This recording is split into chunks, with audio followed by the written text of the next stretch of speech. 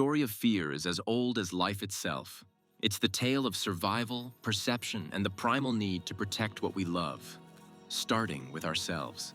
Fear began as a signal. Before language, before civilization, there was sensation. Imagine a rustle in the tall grass. Something moves, something watches. And in that moment, fear arrives, not as a weakness, but as a gift. It tenses the muscles, dilates the pupils, pumps the heart.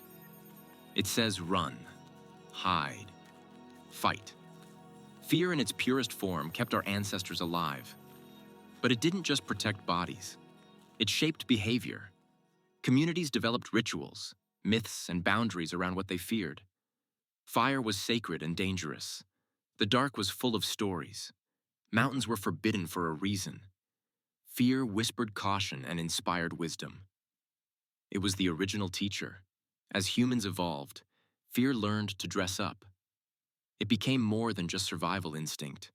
It learned how to imitate thoughts. Fear morphed into fear of failure, which dressed up as procrastination.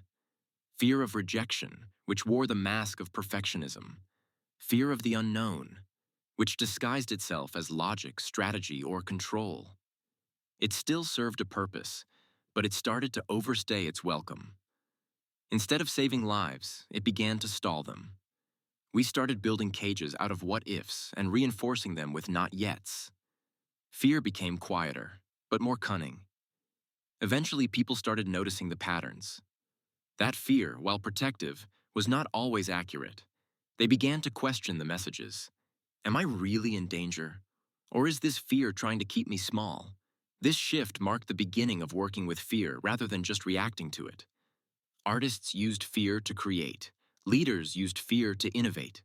Everyday people used fear to stretch, speak, love, leave, get, launch.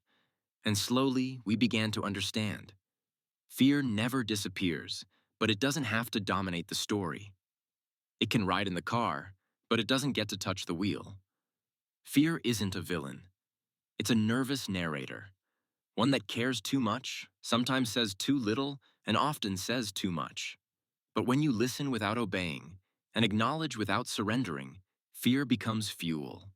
Because the real courage isn't fearlessness, it's moving forward while afraid and rewriting the ending anyway.